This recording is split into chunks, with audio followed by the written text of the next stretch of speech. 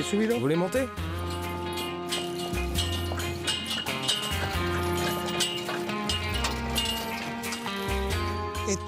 Là, cette église et cette fontaine, c'est ce qu'on voit dans le film Les 7 mercenaires. Parce qu'il ressemble au Grand Ouest américain, le désert de Tabernas a su attirer des aventuriers du rêve. Dans les années 50, Sergio Leone y tourne ses plus grands films. Et d'autres productions suivront. Mais 20 ans plus tard, les studios mordent de la poussière. Et on veut les fermer. C'est alors qu'un justicier aventurier décide de les racheter. Le temps n'a rien changé. Il y a toujours ici une âme, quelque chose d'unique, quelque chose du registre du fantasme. Et tout ça, c'est sorti des mains de professionnels, de décorateurs.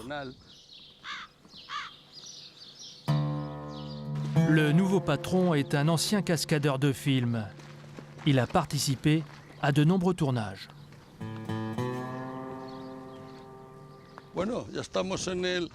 Regardez, c'est la fameuse arche qu'on voit dans pas mal de films. Si vous pouvez, avec la caméra, filmez jusqu'en haut.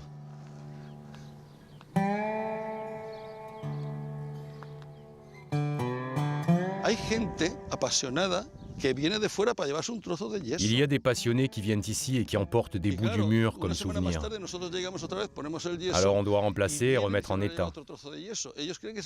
Eux, ils pensent que c'est un morceau de l'arche originale qu'ils emportent, mais en fait, c'est tout récent, puisque tous les 3 mois environ, on est obligé de remplacer les morceaux qui manquent.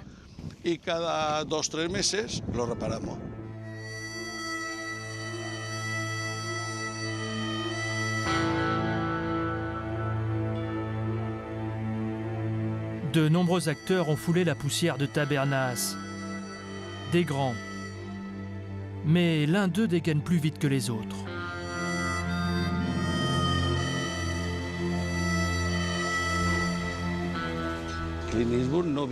Clint Eastwood n'est pas venu ici, il est né ici. Je vous le dis, Clint Eastwood est né ici. La première fois qu'il est venu, il était simple figurant, il n'était pas acteur. C'était bien avant le tournage de Pour $1 de plus. Il s'est mis à dire une phrase en anglais, puis 2, et quelques films plus tard, il sera l'un des plus grands acteurs qu'on puisse connaître. C'est un grand acteur, mais un acteur né ici, près d'Almeria. On tourne encore quelques films dans les studios du désert de Tabernas. Le reste du temps, des figurants tirent à blanc pour amuser les touristes de passage.